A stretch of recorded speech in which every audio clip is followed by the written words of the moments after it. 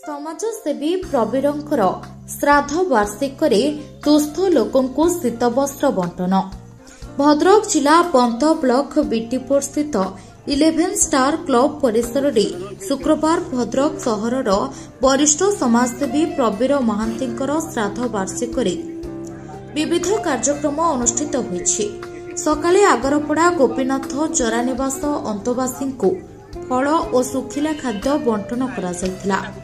आयोजित स्मृति सभा को सांबादिक हेमंत सिंह परिचालना करथिले। स्तंभकार सुबोध कुमार साहू, नाट्य निर्देशक गौरांगचंद्र बारिक, आगरपड़ा वरिष्ठ नागरिक संघर सभापति कैलाश चंद्र धल, साहित्यिक नारायण चंद्र लेंका, नृत्य गुरु शुभेन्दु लेंका, वरिष्ठ नागरिक फकीर चरण बारिक, मनमोहन दास, भोलानाथ नायक, संखाली चरण राउत प्रमुख स्वर्गत महांतींकर बहुमुखी गुणावली उपरे आलोकपात करथिले।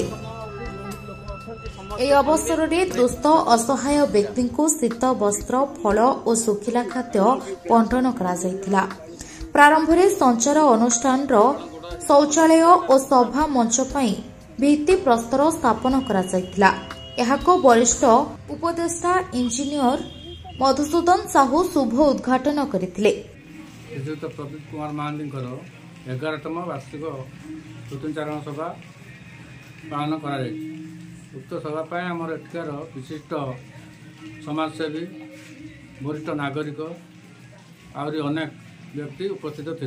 प्रथम आम गोपीनाथ जरा निवास स्थल पहुँची सेठी रही वयस्क लोक फल बंटन करने सहित आलोचना करी 11 स्टार क्लब रे उपस्थित होते। उक्त 11 स्टार क्लब रे आमर एक स्मृतिचारण सभा अनुष्ठित होता। उक्त स्मृतिचारण सभा अनेक दुस्थ गरीब लोक आमर कमल, शाढ़ी, लुंगी, गामिछा आदि अनेक शीत वस्त्र कतु अनेक वस्त्र प्रदान करा संगे संगे फल बंटन करा। उक्त स्मृतिचारण सभा अनेक व्यक्ति बाबद आलोचना करते। से जड़े समाजसेवी भद्रक युव समाजसेवी एवं भद्रक रमेश चंद्र पति रिपोर्ट संभव टाइम्स।